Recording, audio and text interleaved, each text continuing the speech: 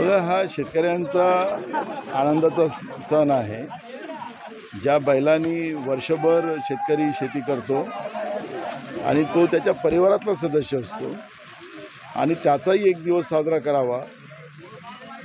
आणि खरं तर बैल हा आपले देवादिदेव महादेव यांचं वाहन आहे आणि म्हणून या पोळ्याच्या निमित्तानं भगवान शंकरजी त्यांनाही शेतकरी म्हणून आम्ही सगळेजण प्रार्थना करतो की आमचा हंगाम जो आहे तो कुठलंही संकट त्याच्यावर येऊ नये, आमचं हे हंगाम चांगला जावा, आमचं वर्ष हे आमचं चांगलं जावं, ही प्रार्थना या निमित्तानं भगवान शंकरजीला या पोळ्याच्या सणाच्या निमित्तानं केलं जाते.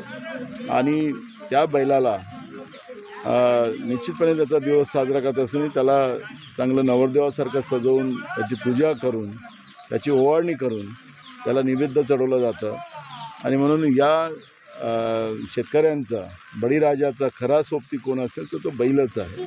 जसं भगवान शंकरजीचा खरा सोबती कोण होता तो बैलच होता, नंदीच होता. आणि तसं हा शेतकऱ्यांचा आहे. आणि हा भोळा बाबळा आहे. जसं भगवान शंकरजीलाही भोळा बाबळा म्हणत आहे तसं हा शेतकरी पण भोळा बाबळा आहे. पण सातत्यानं सरकार या भोळ्या बाबळ्या शेतकऱ्याला फसवते आहे. त्याच्या पिकाला योग्य भाव दिला जात नाही. शेतीचे खर्च मोठ्या प्रमाणात वाढवला गेलेला आहे. यावर्षी 200 रुपये खतावर भाव वाढ केलेली आहे. कीटकनाशक असेल, बियाणं असेल, याच्यावर मोठ्या प्रमाणात वाढ केलेली आहे. आणि त्याच्यातही फसवलं जातं. नकली खत, नकली औषध, नकली बियाणं. आणि म्हणून अशा भोळ्या बाबळ्या शेतकऱ्याला फसवलं गेलं नाही पाहिजे.